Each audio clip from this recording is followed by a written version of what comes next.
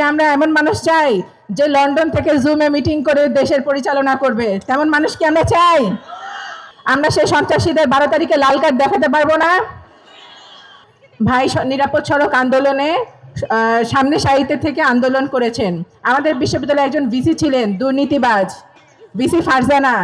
সেই ফারজানার পদত্যাগের দাবিতে তিনি আন্দোলন করেছেন, ভিসি বিরোধী আন্দোলন। সেটা আমাদের বিশ্ববিদ্যালয়ের খুব জনপ্রিয় একটি আন্দোলন ছিল।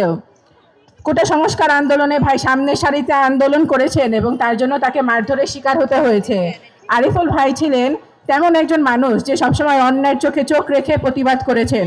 আমরা কি এমন মানুষ চাই না যে জনতার প্রয়োজনে জনতার কাতারে নেমে আসবে? আমরা এমনই মানুষ চাই, নাকি আমরা এমন মানুষ চাই যে লন্ডন থেকে জুমে মিটিং করে দেশের পরিচালনা করবে? তেমন মানুষ কি আমরা চাই? না, আমরা তেমন মানুষ চাই না। আমরা দেখেছি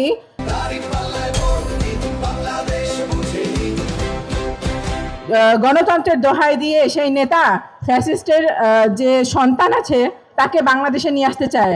আমরা কি এত রক্তপাত করেছি এই ফ্যাসিস্টদের পুনর্বাসনের জন্য?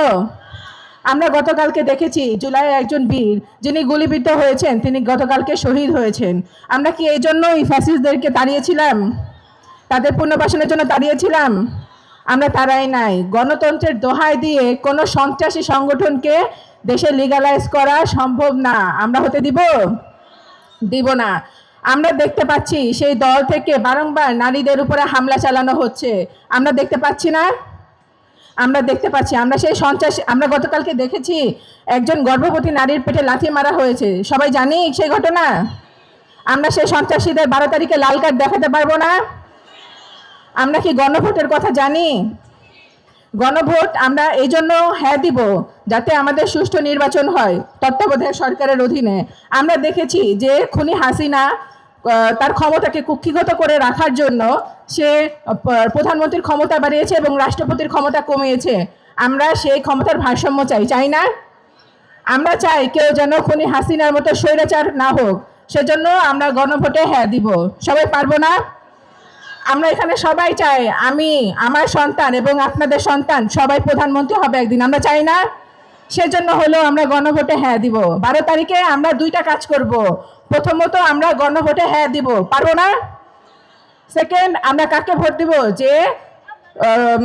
যে সবসময় অন্যায়ের চোখে চোখ রেখে কথা বলে, আমাদের আরিফুল ভাইকে ভোট দিব। পারবো না সবাই ইনশাল্লাহ?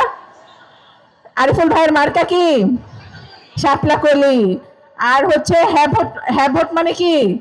গোলামি। আর না মানে কি? সরি, হ্যাঁ মানে আজাদি, না মানে গোলামি। আর হচ্ছে আরিফুল ভাইয়ের মার্কা কি? আরো জোরে শোনা যাচ্ছে না, এখান থেকে ওইখান থেকে আরো জোরে। 12 তারিখ আমরা সবাই শাপলা কলিকে জিতে নিয়ে আসবো, ঠিক আছে? ইনকিলাব ইনকিলাব ইনকিলাব ইনকিলাব। ধন্যবাদ সবাইকে। আসসালামু আলাইকুম।